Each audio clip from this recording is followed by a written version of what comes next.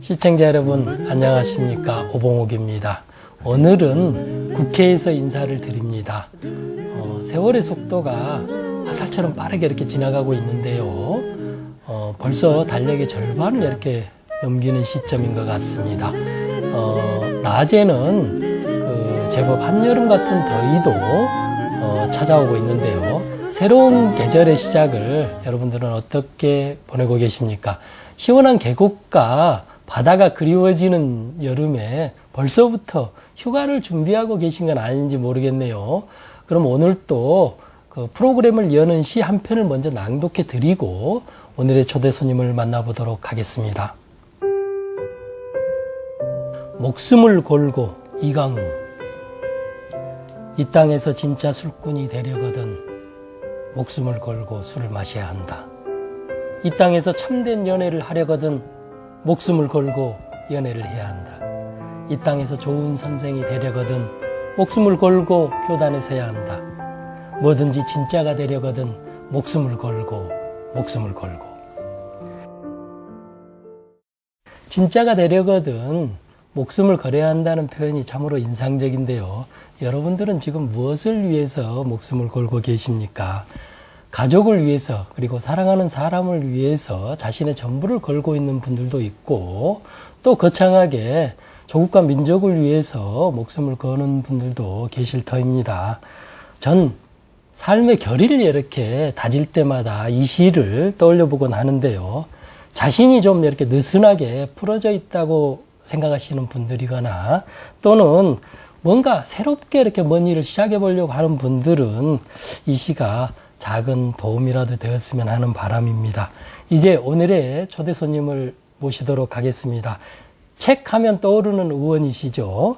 제주 서귀포시를 지역구로 하는 새정치민주연합의 김재윤 의원입니다. 안녕하세요. 네, 안녕하세요. 오래간만에 이렇게 뵙겠습니다. 내일이 전국 동시 지방선거일인데요. 의원님을 오늘 뵈니까 목이 쉴 정도로 이렇게 고생이 이렇게 심하셨던 모양인데요. 요 몇 주에 정말 바쁘셨죠? 네. 요새 세월호 침몰 사고 이후에 우리 국민 모두가 비탄에 잠겨 있고 또 더 이상 이런 불행하고 또 억울한 일이 있어서는 안 된다, 이런 마음으로 우리 국민 모두가 보내고 계신 것 같습니다. 그런 것도 이제 6.4 지방선거가 있기 때문에 6.4 지방선거에서 국민 여러분들께서 과연 대한민국의 정부는 있는가, 우리가 왜 대한민국 정부에 책임을 내야 하는가, 이러한 울부짖음이 가득 메워져 있는 것 같습니다. 6.4 지방선거에서도 이런 분노들이 저희 정치권에도 여야 할 거 없이 질타하고 계셔서 저희로서는 더더욱이나 어렵고 힘든 시간을 보내고 있습니다. 예, 목소리가 많이 잠기셨네요. 계속 이렇게 현장에 다니시다 보니까 그러신 것 같고요. 어쨌거나 선거는 이렇게 승패가 결국은 갈리게 마련인데 이번에 새정치민주연합이 집권 여당을 누르고 국민의 이렇게 선택을 받을 것 같습니까? 저는 세월호 침몰 사고 이전과 이후의 대한민국은 다르다고 생각을 합니다. 제가 만난 많은 분들이 대통령 선거에서는 새누리당 후보를 찍었다 할지라도, 지난 총선에서는 새누리당 후보를 찍었다 할지라도 이번 6.4 지방선거에서는 새누리당 후보를 찍을 수 없다라는 말씀을 많이 들었습니다. 그만큼 세월호 침몰 사고 이후에 최초로 탈출한 이후에 단 한 명도 구출하지 못했지 않습니까? 이러한 무능한 정부, 무능한 정권에 대해서 표로 심판을 해야 한다, 이런 여론이 높기 때문에 이번에는 새정치민주연합이 좋아서가 아니라, 이뻐서가 아니라 무능하고 또 국민을 지켜주지 못하는 정부에 대한 심판이 있을 것으로 생각하고 있습니다. 예. 의원님의 지역구가 그 제주도 서귀포잖아요. 그래서 서울과 이렇게 제주를 계속 오가면서 이렇게 활동을 하실 텐데 왔다 갔다 하시면서 참으로 많은 일화들이 있을 것 같아요. 이를테면 뭐 제주도니까 뭐 갑자기 비행기가 못 뜰 수도 있고 또 거기서 오가면서 뭐 참으로 만나기 힘든 분을 이렇게 우연히 만났다든가 아무런 좋은 뭐 그런 일들이 많이 생겼을 것 같은데요. 재밌는 일화 하나 소개해 주시죠. 비행기를 저 자주 타는 편이거든요. 일주일에 서너 번 타는 편이기 때문에요. 그러니까 왕복으로 하면 이제 2번은 꼭 타는 거죠. 그러다 보면 정말 만나기 힘든 분들을 많이 만나게 됩니다. 때로는 이제 한 30년 만에 친구를 만나기도 하고, 또 때로는 이제 저를 굉장히 좋아하는 분도 만나기도 하고요. 또 때로는 저에게 이제 충고를 해주시는 분도 만나고, 그리고 또 비행기를 자주 타다 보니까 스튜디오스 분들이 저를 알아봐가지고 예. 또 저는 사탕도 좀 갖다 주시고 그래서 팬이라고 하면서 예. 응원의 쪽지를 보내주는 분도 있고 그래서 예. 저 비행기 안이 저에게는 휴식의 공간이 되기도 예. 하고, 또 제가 국회의원 된 이후에 책 읽을 시간이 많지 않은데 틈틈이 책을 읽을 수 있는 좋은 공간이기도 합니다. 비행기를 네. 타는 시간에 네. 그렇죠. 책을 워낙 좋아하시는 분이라서 제주에서 효돈중학교를 나오셨고 그리고 서귀포 고등학교까지 소년 시절을 이렇게 제주에서 쭉 보내셨는데요. 듣기로는 유복한 환경에서 이렇게 자랐다고 하더라고요. 학창 시절에 어떤 아이였는지 참으로 궁금해요. 어린 시절에 어린 시절에 제 별명이 예. 4개 정도 있었는데요. 예. 하나는 이제 괴물이었고, 예. 그래서 왜 괴물, 언제 잠에서 깨어나는가. 예. 그 다음에 문학 박사라는 또 예. 별명이 있었고요. 제가 진짜 문학 박사가 됐습니다. 예. 그 다음에 세 번째는 이제 어린 왕자. 예. 어린 왕자. 그래서 여학생들이 어린 왕자라고 예. 그러죠. 예. 그리고 네 번째는 이제 짱돌. 왜냐면 예. 제가 워낙 제가 뭔가 주장을 하면 예. 거기에 대해서 소신을 펼치는 편이어가지고요. 예를 들면 선생님이 국가가 있어야 이제 국민이 존재하는가, 예. 국민이 있어야 국가가 존재하는가, 예. 이런 질문을 할 때 저는 국민이 있어야 국가가 존재한다 예. 라고 그 선생님한테 항변해서 예. 그 선생님이 이게 좀 불순물차리다 이런 얘기도 들었었는데요. 저는 결국은 사람이 제일 소중하다고 생각합니다. 인간의 존엄이 가장 중요한 가치가 되어야 한다고 생각하기 때문에 결국은 사람과 사람이 모여서, 국민들이 모여서 이제 국가를 형성하는 거거든요. 국가를 위해서 국민이 존재하는 건 아니거든요. 국민을 위해서 정부도 존재하는 것이겠죠. 그래서 그런 소신이라고 할까, 아니면 자기 주장이 강하다 보니까 제가 그런 별명도 얻게 됐었고요. 저는 학과 공부보다는 주로 책 읽기하고 글 쓰는데 예. 굉장히 심취해 있었습니다. 예. 그리고 고등학교 다닐 때는 신부님을 꿈꾸기도 했었고요. 네. 그리고 제가 백일장 제조기, 백일장 자판기라고 할 만큼 백일장 가면 상을 막 휩쓸곤 했었습니다. 상을 많이 받고 싶어가지고, 그러니까 막 이렇게 1년 동안에 이번에 상 한 10개 받아야겠다, 17개 받아야겠다. 제가 한 고등학교 2학년 때 17개까지 받았었는데요. 상장을 많이 받기 위해서 백일장 가면 보통 부문을 시부문 쓰거나 산문부문 쓰거나 둘만 쓰지 않습니까?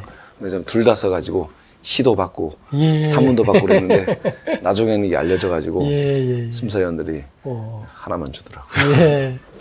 뭐 충분히 이해갑니다. 저도 늘 이렇게 백일장을 다니던 학생이었는데요. 백일장은 늘 그 상을 받는 사람들이 더 받고 하죠. 그래서 백일장 딱 가면 알죠. 아, 저 애가 나하고 경쟁이구나, 이런 걸 쉽게 알 수 있는데, 그렇게 상을 받으셨다고 하니까 저도 옛날 생각이 많이 나네요. 의원님의 이력에서 정말 빼놓을 수 없는 게 책입니다. 책 하면 이제 의원님이 떠오를 정도인데, 그래서 늘 그 독서 운동을 오랫동안 해오셨고, 그랬는데, 유년 시절에도 지금 말씀하신 것처럼 책을 이렇게 아주 좋아하셨다고 그러는데 책과 얽힌 에피소드 같은 것도 좀 이야기해 주시죠. 저는 일단 폼으로 책을 들고 다녔습니다. 그리고 비가 굉장히 많이 오지 않습니까? 그러면 이제 저는 우산을 쓰지 않았습니다. 우산을 쓰면 이제 폼이 좀 구겨지니까 그래서 책을 이제 탁 폼 속에 넣고 늘 책을 이제 폼으로 들고 다니고 그러다가 이제 딱 여학생들 오면 딱 창을 펼쳐가지고 시 한 편 딱 암송해주고 뭐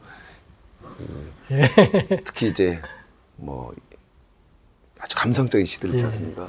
그러면 여학생들이 뭐 우리 어린 왕자 왔다 하면서 그럴 정도로 제가 거의 뭐 제 인생이 책과 함께 해왔고요. 제 삶의 그 흔적이 전부 책과 같이 그렇죠. 있다고 해도 과언이 아닙니다. 예, 맞습니다. 제가 초등학교 때 저희 어머니가 이제 계몽사 예, 맞아요. 김영사. 소설 예. 선집 100권짜리 사주셨어요. 근데 그때부터 제가 그 책을 너무 좋아해가지고요. 그 당시 이제 꽤 책값이 비쌌는데 계몽사 그 문학선 100권, 그다음에 그 학생 대백과 사전, 공상 소설 선집. 그 다음부터는 뭐 고전 읽기반에 들어가서 고전 읽기. 하여튼 책을 뭐 닥치는 대로 읽었습니다. 그러니까 우리 형님이나 누나들 책도 막 읽고. 그러다 보니까 저는 잠잘 때도 꼭 그 책을 안고 자거나 아니면 책을 베고 자고 그랬습니다. 예. 그리고 어릴 적부터 그러다 보니까 책은 저에게 장난감이기도 했고, 책은 저의 친구이기도 했고, 또 책은 저에게는 위로가 되기도 하고 용기를 주기도 하고. 그래서 저는 그 학교를 졸업하고 사회에 나와서도 결국은 그 당시 어릴 적에 대학 다니면서 읽었던 책들이 저에게는 가장 큰 힘이 됐던 것 같습니다. 의원님의 인격 형성에 가장 크게 이렇게 영향을 미친 인물이 누구인지 궁금해요. 이를테면 책 속의 인물일 수도 있고 주변에 이렇게 사람들일 수도 있을 텐데 어느 이렇게 인터뷰 기사를 보니까 목사님께서 이렇게 늘 머리를 이렇게 쓰다듬으면서 네. 너는 나중에 커서 꼭 위대한 인물이 될 것이다라고 이렇게 칭찬을 해주셨다고 그러던데 어떤 사람들이 영향을 이렇게 준 것 같습니까? 저는 물론 저에게 가장 큰 영향을 준 사람은 톨스토이입니다. 톨스토이의 삶 자체가 평화를 추구했고, 그리고 또 공동의 선을 중시했고, 또 이제 사람의 삶 자체가 사람은 무엇으로 사는가에도 나오지 않습니까? 결국은 사랑을 실천하는 거다라는 그 삶의 가치를 저에게 일깨워준 작가가 저는 톨스토이였고요. 그다음에 이제 저희 어머니하고 아버지가 저에게 준 두 가지 메시지가 있습니다. 아버지는 이제 지킬 것은 반드시 지키고 거부할 것은 반드시 거부해야 한다라는 메시지고, 어머니는 저에게 말 그대로 책을 읽게 해주시는 거거든요. 어릴 적에 그렇게 책을 많이 사줄 때 동네 분들이 다 우리 어머니 비웃었습니다.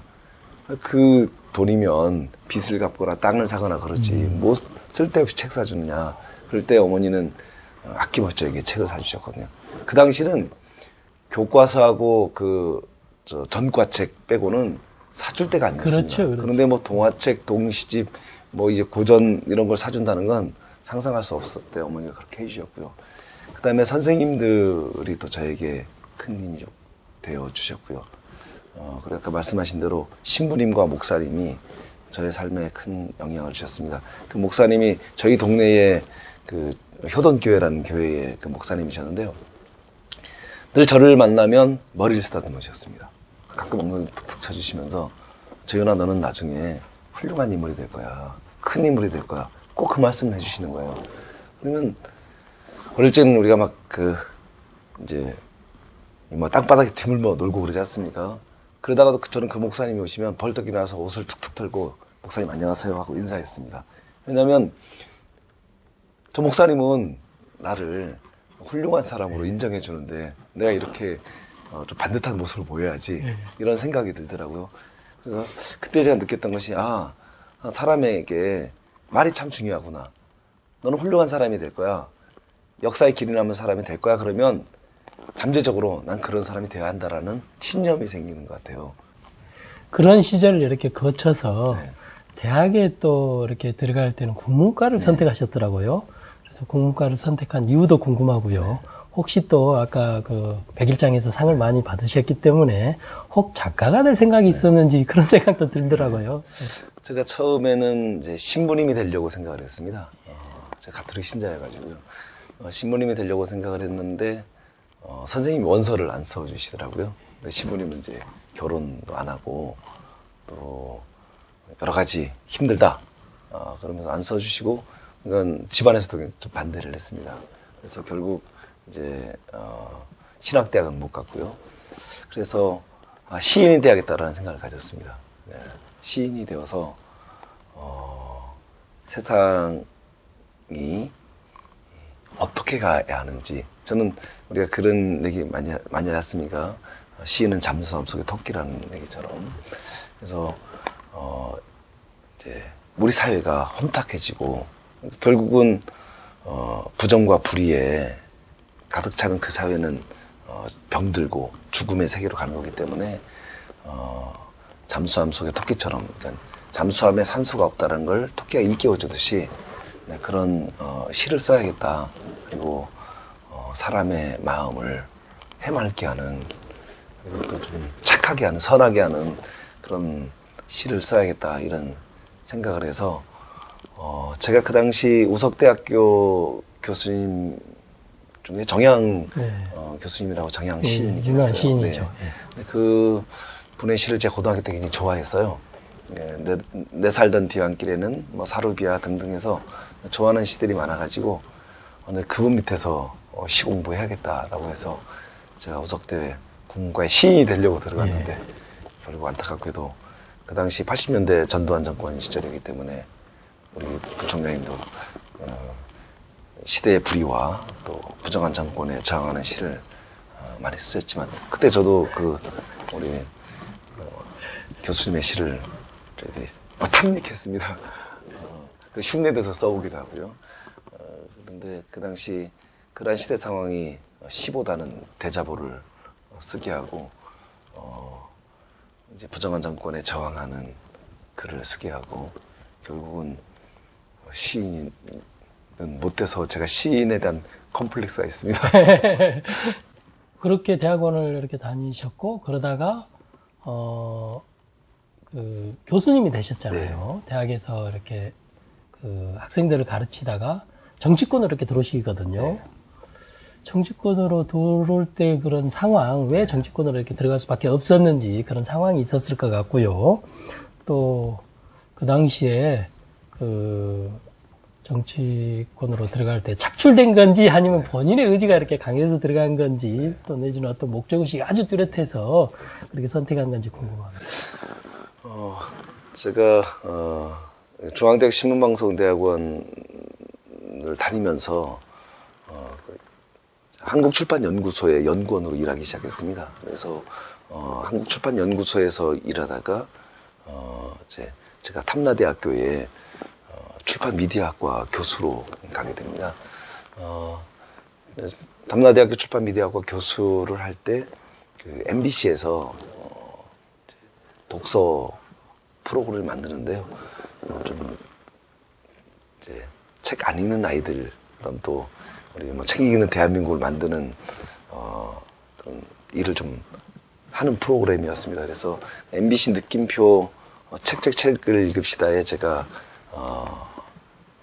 책 박사로, 전문가로 제가 출연을 하게 됩니다. 그래서 MBC 느낌표 책을 읽읍시다에 2년 동안 출연을 하면서 그 프로그램이 굉장히 인기 있는 프로그램이었습니다. 그러니까 유재석 씨, 김용만 씨가 이제 그 메인 MC였고, 또 김영희 PD가 연출을 했고, 그래서 그 당대에 내노라는 PD와 개그맨들이 진행하는 프로그램에서 저도 거기에 곁들여서, 저는 그렇게 뭐 이게 그렇게 알려지지도 않은 사람이고 그런데 거기에 출연하면서 제가 사람들이 조금씩 알려지게 된 거죠.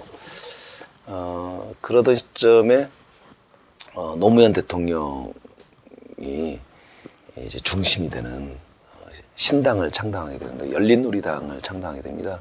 열린우리당을 창당할 때 제가 그래도 열린우리당 창당에 그래도 맞는 사람이다라고 해서 한편으로는 이제 낙하산 공천이고 전략 공천을 단수 공천을 받았고요. 그때 저를 추천했던 분이 이제 유시민 의원이었습니다. 유시민 의원의 이제 아내가 유시민 의원의 처가가 이제 제주도거든요. 아내가 제주도 출신이어가지고 유시민 의원이 저를 이제 추천을 했고, 그다음에 또 김한길 대표님이 그 당시 총선 기획단장이었는데 김재윤 의원이 열린우리당에 가장 걸맞는 의원이다라고 걸맞는 사람이다 그래서 제가 정치권에 들어오게 된 계기가 됐는데요. 그 당시 집안의 반대는 엄청 컸습니다. 어머니 같은 경우는 저를 밟고 가서 정치를 해라 그렇게 해서 한때 접을까도 생각을 했었는데요. 제가 그 당시 이런 생각을 했습니다. 책에서 배운 대로 이루어지는 세상, 기본과 원칙이 지켜지는 세상을 저는 이제 꿈꿨고요. 그런 세상을 위해서라면 이제 정치를 해야 한다는 생각을 가졌습니다. 우리 책에서 배운 대로 하면 성공할 수도 없고 돈도 벌 수 없고 세상에 배운 대로 책에서 배운 대로 학교에서 배운 대로 하면 네가 꿈꾸는 것 이룰 수 없다라는 얘기를 많이 들었습니다. 전 도대체 이해할 수가 없었습니다. 왜 책에서 배운 대로 학교에서 배운 대로 왜 이루어지지가 않지? 결국은 편법과 탈법과 불법과 그리고 성공을 위해서라면 돈을 벌기 위해서라면 수단과 방법을 가리지 않아야 된다 이런 얘기였거든요. 저는 그런 세상은 이제 마무리돼야 된다. 정의롭고 공정하고 공동의 선을 추구하는 그런 세상이 돼야 된다. 그러기 위해서는 기본과 원칙을 지키는 정치를 해야 되고 책에서 배운 대로 이루어지는 세상을 만드는데 내가 함께 하겠다라는 생각으로 정치를 하게 되었습니다. 느낌표 하면 먼저 떠오르는 게 워낙 이제 시청률이 높았고 당대에는 뭐 정말 히트친 프로그램이었고 또 좋은 일도 많이 했잖아요. 책을 이렇게 많이 팔아서 그 수익금으로 도서관도 짓고 막 그랬죠. 그런 점에서 그 느낌표를 하면서 개인적으로는 또 이렇게 인지도도 아주 높아졌을 테지만 전국을 이렇게 돌아다니면서 정말 많은 의미 있는 일들을 많이 이렇게 보고 또 이렇게 들었을 것 같습니다.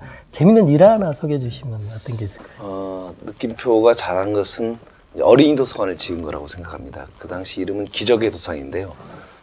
어린이 도서관을 지은 이유는 특히 어린이들을 중심으로 해서 이제 독서 운동을 펼친 이유가 어른들은 책을 읽을 수 없는 구조라고 저는 판단을 했습니다. 그냥 우리 어른들은 직장에서 마치면 이제 술도 한잔하고 2차, 3차 하고 그게 왜냐하면 대인관계를 잘 형성해야 승진도 되고 그러는 구조입니다. 책을 읽기 너무 힘든 구조예요. 그게 시간도 없고 지쳐있고 그러니까 책을 읽고 그 회사에서 열심히 한다고 해서 승진되는 구조가 아니었거든요. 그래서 우리 아이들부터 시작을 해야겠다라는 생각을 했는데 그 당시 이런 경험이 있었습니다. 이제 제가 저희 집사람하고 비행기 타고 내려서 뭔가 무슨 일로 좀 사소한 다투고 있었는데 뒤에서 느낌표에 책 박사 김재윤 교수다 딱 이러는 거예요. 그래서 순간 이게 내가 이거 다투기도 힘들구나 이런 생각이 들었고요. 그 다음에 전 잊을 수 없는 게 정말 고사리 손으로 이제 꾸깃꾸깃한 종이 내밀면서 이제 사인도 해달라고 그러고 좋은 글 써달라고 그러는 아이들 보면서 저는 진짜 거기에 정말 좋은 글 써줬습니다. 그러니까 역사의 길이 남을 위대한 사람이 되렴 뭐라든가 이런 뭔가 책 속에 그 길이 있다 적어줬는데 걔는 그거를 너무나 보물처럼 소중하게 여기는 거예요. 제가 써준 글 하나를. 그리고 나중에는 뭐 코팅했다, 뭐 액자에 만들었다 이런 얘기를 할 때, 아이들에게 뭔가 꿈을 주는 일들을 많이 해야겠구나. 우리 어른들이 그동안 돈으로 뭔가 해주고 또 뭔가 이 장난감이라든가 옷이라든가 신발을 많이 사줄지 모르지만 아이들에게 진정한 진정성을 가지고 꿈을 심어주고 관심을 가져주는 게 부족했구나. 그걸 느꼈습니다. 그러니까 우리 부모님들이 아이들에게 관심을 가져주는 게 정말 중요하다. 그거는 그냥 뭘 사주는 게 관심이 아니라 마음으로 그 아이들의 꿈도 심어주고 그 아이가 잠재 능력도 끄집어내주고 이러한 관심이 매우 중요하다는 생각을 가졌습니다. 제가 조금만 관심 보여주면 그 아이는 저에게 나중에 편지까지 써요. 저희 학교로 편지까지 써가지고 그때 그 써준 그 글을 자기는 인생의 좌표로 삼겠다 이렇게 하더라고요. 그건 관심이었거든요. 그렇죠, 그렇죠. 책 박사답게 우리 책과 관련된 수많은 단체를 이렇게 관계하고 계세요. 문화관광부 청소년 책읽기 홍보대사, 세계 도서관 정보대회 조직위원회 위원, 국립중앙도서관 장서개발위원회 위원 등 정말 이렇게 연락하기 힘들 정도로 책과 관련된 많은 단체에 이렇게 관계를 하고 계시는데요. 책 박사로서 한마디로 이렇게 책을 왜 읽어야 되는지를 좀 이렇게 말씀을 좀 해주시죠. 저는 책은 희망이라고 생각을 합니다. 그리고 자기 인생의 문이라고 생각을 합니다. 인생을 살아가면서 그 문을 열면서 하나하나 이제 세상으로 나가고 또 다른 세상을 열게 되는데요. 근데 그 열쇠는 자기가 가지고 있다고 생각을 합니다. 이제 책이 여기 있지만 이거 책이 이게 꼽아두면 장식품, 물론 장식도 참 좋습니다. 그렇지만 이걸 읽지 않으면 그러니까 문이 있는데 문을 열고 들어가야 되는데 그 열쇠를 꼽고 이게 문을 열고 들어가야 그 방에도 들어갈 수 있고 세상을 다른 세상으로 갈 수 있는 거 아닙니까? 그래서 저는 읽어야 한다고 생각을 합니다. 이제 책이라는 건 희망이고 세상으로 가는 문이지만 자신의 역사와 자신의 세상으로 가는 문이지만 그 열쇠를 가지고 있는 건 자신이라는 거죠. 열어야 된다는 거거든요. 저는 책이 희망이라고 말하는 이유는 책은 지난 날들에 대해서도 정리해주지만 또 미래에 대해서도 이제 내다보게 해주거든요. 그리고 또 가장 어렵고 힘들 때, 제가 가장 어렵고 힘들 때마다 위안과 용기를 얻었던 것도 저는 책을 통해서 얻었습니다. 그래서 또 다른 너무 절망적일 때는 책 읽으면 좀 잊혀지기도 하잖아요. 그래서 책은 희망이고 또 그 희망은 자신을 견디게 하는 힘이기 때문에 결국 자신을 견디게 하는 힘이자 또 자신의 꿈을 실현시킬 수 있는 의지와 신념을 가지게 하는 용기이자 또 그러한 자신감을 주는 전 절망을 극복해 하는 희망이라고 저는 확신합니다. 예.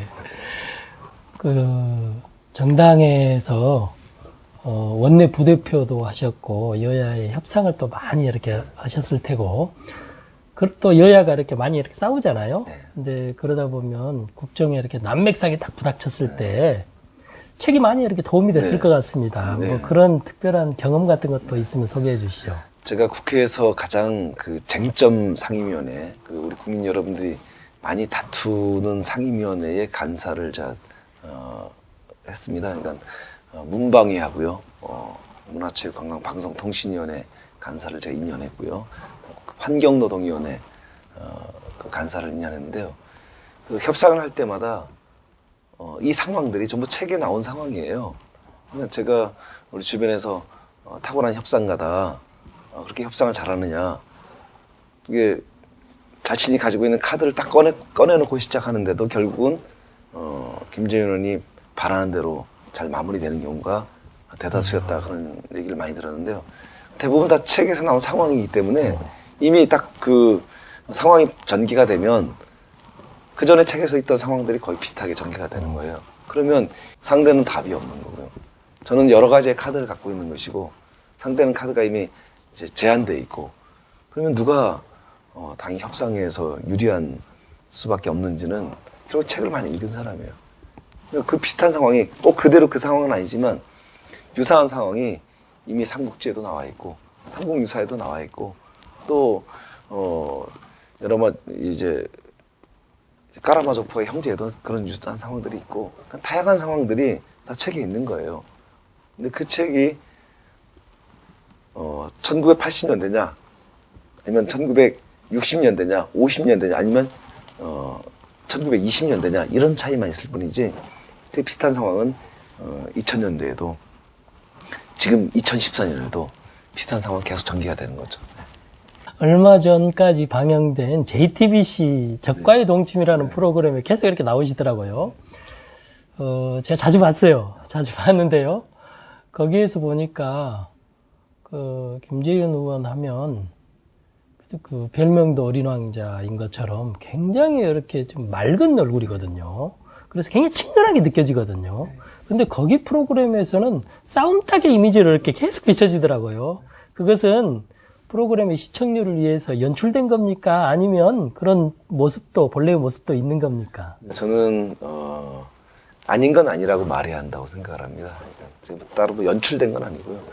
그 당시, 적과의 동침에서 저는, 지금은, 새정치민주연합이지만, 그 당시 민주당이었죠. 민주당 국회의원으로서의 그 민주당이 가지고 있는 정치적 그 철학과 가치를 좀 입장을 정확하게 전달해야 한다고 생각을 하거든요.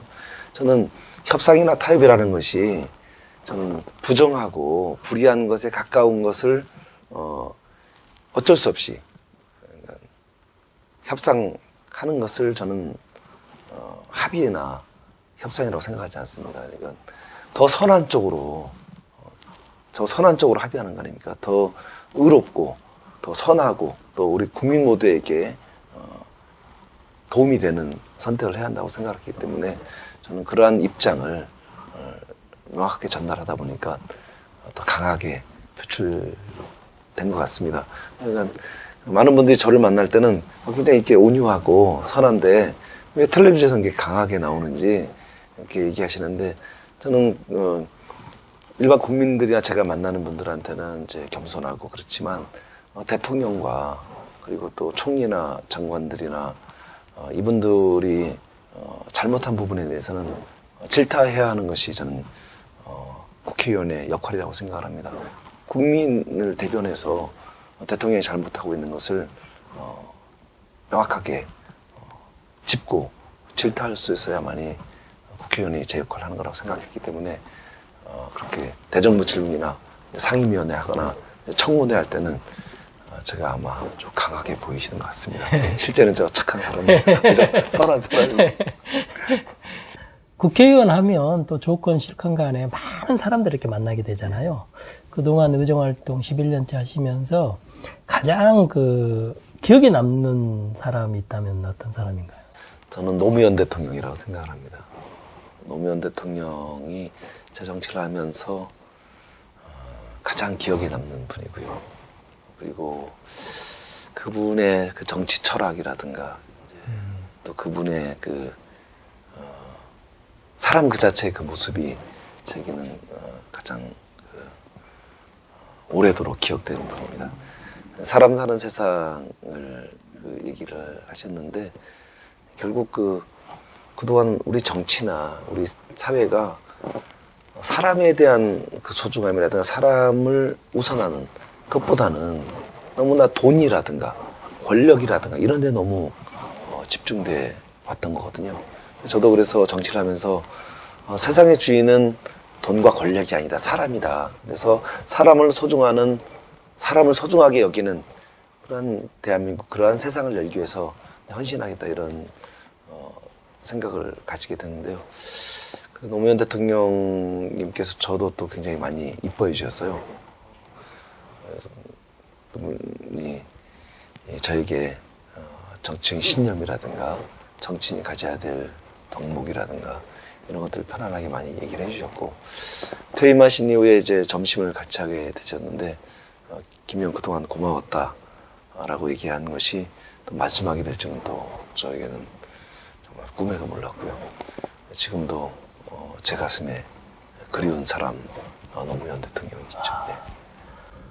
모두의 그 인사 말씀 하시면서도 언급해 주셨는데 세월호 참사가 우리 국민들에게 이렇게 충격으로 남아 있습니다.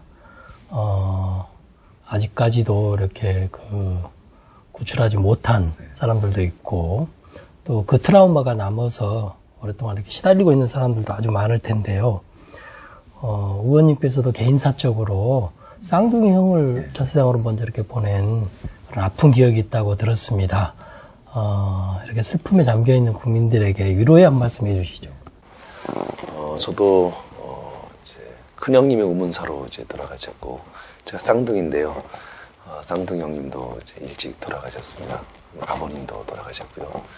저는 이런 절망의 순간마다 기억했던 것이 그분들의 그 사랑이나 그분들이 그 선한 마음을 오랫동안 기억해야 한다고 생각을 했습니다. 그러한 기억 속에서 저는 희망을 발견해야 한다고 생각을 합니다. 결국은 희망이 없으면 우리는 쓰러지는 것입니다. 저는 그분들이 우리에게 준 메시지는 희망이라고 생각을 합니다.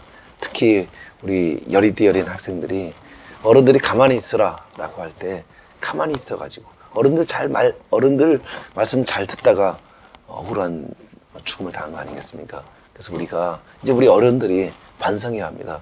우리 어른들이 기본권 원칙을 충실하는 기본권 원칙이 존중되는 그런 세상을 만들면 이런 일이 없습니다. 이번에도 이번 세월호 침몰 사고도 기본권 원칙을 잘 지켰더라면 이런 일이 없었습니다.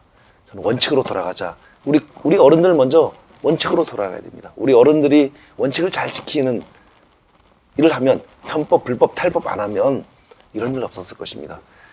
다시 한번 우리 유가족 여러분, 국민 여러분 힘내시고요. 우리는 그 희생당한 분들의 그 마음을 오랫동안 기억하면서 그분들 마음속에서 다시 또 희망을 만들어내고 우리가 걸어다니면서 희망이 만들어지듯이 길이 만들어지듯이 희망을 만들면서 우리가 더 안전한 대한민국, 더 좋은 대한민국, 그리고 또 함께 더불어 사는 사랑의 공동체를 만드는데 힘을 모았으면 합니다. 예. 이제 우리 책지 손님이면 누구도 피해갈 수 없는 질문이 있습니다. 그동안 수많은 책을 이렇게 읽으셨는데 가장 감명 깊게 읽은 책은 어떤 책인지요? 네. 제가 가장 감명 깊게 읽었던 것은 도스토옙스키의 그 까라마조프가의 그 형제를 가장 감명 깊게 읽었고요. 그리고 제 인생에서 가장 뗄래야 뗄 수 없는 책은 성서고요. 감명이 딱 깊었다는 거는 이제 까라마조프가의 형제지만 제 인생에 가장 큰 울림으로 왔던 책은 이제 성서고요. 그다음에 제가 중학교 때 가장 이 책이구나라고 했던 거는 칼릴 지브란의 예언자였습니다. 중학교 때 칼린 지브란의 예언자를 이렇게 눈이 번쩍 뜨면서 좋은 책이라고 생각할 수 있었다는 게 참 희한한 일이고요. 왜냐하면 이 칼린 지브란의 예언자가 이게 수필인지 소설인지 또 내지는 뭐 철학서인지 도무지 이렇게 알 수 없는 장르가 이렇게 불분명한 책이고 또 상당히 이렇게 비유로 이렇게 이루어져 있어서 결코 쉽지 않는 책인데 그 책을 감명 깊게 읽었다니 참 이렇게 대단하다는 생각이 듭니다. 칼린 지브란의 예언자가 그렇게 장르도 불분명한데 그렇게 전 세계 많은 사람들에게 성서나무로 많이 팔렸다고 할 정도로 많이 팔린 책인데 그런 이유가 어디에 있을까요? 칼릴 지브란의 예언자가 우리 일상에서 느끼는 부분들에 대해서 굉장히 감성적으로 그리고 또 사유할 수 있는 언어들로 다가오거든요. 사랑에 대하여라든가 사랑이라든가 아니면 뭐 자유라든가 결혼이라든가 뭐 가르침이라든가 이런 일상에서 우리가 궁금하고 또 어떻게 살아야 될까 이런 이야기들을 때로는 잠언 시처럼 때로는 철학적 사유를 하고 있는 것처럼, 그렇지만 또 의외로 아주 쉬운 언어로 다가왔기 때문에 아마 많은 분들이 이 칼릴 지브란의 예언자를 사랑하지 않았나 생각이 들고요. 특히 칼릴 지브란의 예언자에 나오는 그 문장들이 참 아름다워요.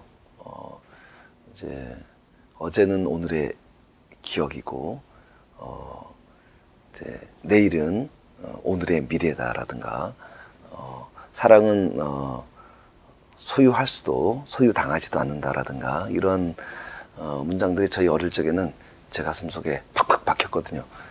그래서 그런 명문장들도 있었고, 또 일단 삶을 사유하게 하는 그런 책이었기 때문에 많은 분들이 사랑했을 거라고 생각합니다. 칼린 지브란은 그 레바논 출신이고, 그리고 또 그 미국으로 건너가서 오랫동안 이렇게 살고 그랬지만 레바논 출신이면서, 그리고 화가를 또 이렇게 거쳤잖아요. 그리고 또 개인사적으로는 어머니와 형과 동생을 이렇게 잃기도 했다고 그러는데, 이렇게 일반적으로 알려진 사항 이외에 칼린 지브란에 대해서 좀 더 아시는 게 있으면 소개를 해주실래요? 칼릴 지브란이 그 레바논에 태어나서 이제 미국으로 이민을 갔지 않습니까? 미국으로 갔는데, 미국에서 굉장히 많은 그 갈등과 그 시련의 시간이 있었습니다. 결국은 그러한 시련과 갈등, 그리고 또 적응하지 못한 때마다의 느끼던 컴플렉스, 이런 것들이 결국은 이제 나중에 작품으로 이제 승화됐는데요. 칼릴 지브란 이러한 컴플렉스를 이제 글을 통해서 객관화하면서 저는 세계인들이 사랑받는 작가가 됐다고 생각합니다. 아마 제가 알기로는 그 광인이라는 작품을 35살에 아마 낸 걸로 알고 있는데요. 그러면서부터 본격적인 이제 집필 활동을 하는데요. 이런 칼릴 지브란이 지금의처럼 작가가 된 것은 미국에서의 그런 힘들었던 여정들, 그리고 또 특히 이제 형제들이라든가 이제 사랑하는 사람들이 세상을 떠나면서 그 작품의 깊이가 더 깊어졌다는 이야기들이 있습니다. 오늘은 그 정치인으로 이렇게 초대됐으니까 이런 질문도 한번 드려보고 싶습니다. 아까 그 노무현 전 대통령도 이야기를 하셨는데, 국내외를 막론하고 가장 존경하는 정치인은 누굽니까? 그리고 그 이유도 좀 말씀해 주시죠. 저는 그 에이브람 링컨 대통령인데요. 에이브람 링컨 대통령에 대해서 여러 가지 이야기가 많이 있긴 하지만, 첫 번째는 이제 열등을 극복한 대통령이다. 에이브람 링컨 대통령이 거의 정신병 치료를 받을 만큼 컴플렉스가 심했었습니다. 근데 그 컴플렉스를 끊임없이 선거에 출마하면서 도전하면서 극복을 했기 때문에 그런 열등을 극복한 그런 신념의 지도자다라는 점하고요. 두 번째는 이제 남북 전쟁이 있을 때 에이브람 대통령이 늘 자기를 되돌아보면서 물었던 질문이 있습니다. 그것은 뭐냐면 주님이 우리 북군 편에 있는가가 아니라 우리가 주님 편에 서 있는가라는 질문을 한 것이죠. 그 얘기는 우리가 더 선한 편에 있는가, 우리가 더 정의로운 편에 있는가를 고민하는 대통령이었다는 거죠. 저는 대통령은 그래야 한다고 생각합니다. 승리하는 것이 중요한 것이 아니라 우리가 더 정의롭고 의롭고 선한 일을 하고 있는가, 이런 고민을 하는 지도자였기 때문에 제가 존경을 합니다. 그 얘기는 뭐냐면 늘 우리가 국민 편에 서고 공동의 선을 위해서 헌신하는 지도자가 진정한 리더라는 것이죠. 그동안 그 독서운동가로 살아오셨고, 그리고 대학 교수로 살아오셨고, 정치인으로 이렇게 살아오셨는데, 전혀 다른 그 직업을 한번 살아본다면, 다른 나라에서, 또 어디든 좋습니다. 전혀 다른 이렇게 삶이 주어져서 전혀 다르게 이렇게 살아본다면, 어떻게 이렇게 한번 살아봤으면 좋겠는지, 저는 개인적으로 몽골을 갔는데요. 그 목동들을 보면서, 저렇게 목동이 되어서, 들판을 달리면서 일하고, 또, 석양이 이렇게 질 때 들판을 이렇게 달려보는 그 목동이 참 부럽더라고요. 어떻게 한번 살아보고 싶은지. 저는 제일 살아보고 싶은 거는요, 순례자가 돼봤으면 합니다. 그러니까, 제가 시인을 꿈꿀 때도, 그 당시는 제가, 사남 이녀의 5번째였기 때문에, 뭐 집안에서도 저를 염두에 둘 일도 없고, 집안에 대한 책임도 없고, 그래서 시인이 되어서 전국 김사과처럼 방방곡곡을 걸어 다니면서, 예, 씻으면서 살고 싶었는데요. 지금도 제가 이제 정치권을 이제 떠나면 순례자가 돼서 세상을 이제 걸으면서 이제 글도 쓰고 그러고 싶은 게 제 소망이고요. 나중에 이게 나이가 들어서 죽을 때가 되면 성당에 나 어떤 수도원이나 이런데 청소부로 청소라도 하면서 그 세상을 떠났으면 좋겠다 이런 생각을 해본 적이 있습니다. 여름 하면 제주 관광의 피크 시즌이잖아요. 네. 제주도가 해외 그 어느 곳보다 이런 점에서는 좋다. 좀 자랑 좀 해주신다. 저는 제주도는 제 생명의 섬이라고 생각을 합니다.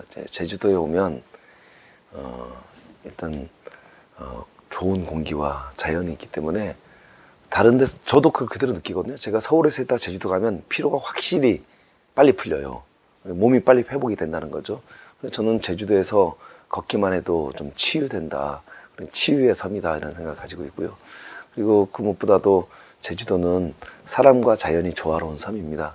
제주도 사람들과 함께 있으면 제주도에 대한 역사라든가 문화도 느낄 수가 있고 또 제주도의 바다와 숲과 이제 들판을 거닐다 보면 저절로 그동안 힘들었던 것들이 사라지지 않을까. 그래서 제주도는 생명의 섬, 치유의 섬이기 때문에 제주도에 오셔가지고 힘, 에너지를 얻고 가시면 좋겠습니다.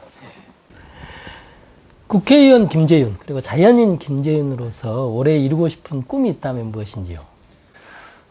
올해 좀 책 좀 많이 읽었으면 좋겠습니다. 제가 올해 목표는 책을 많이 읽고 그리고 또 그동안 제가 생각했던 것들을 좀 글로 정리하는 시간을 좀 갖고 싶다는 것이 올해 제 소망인데요.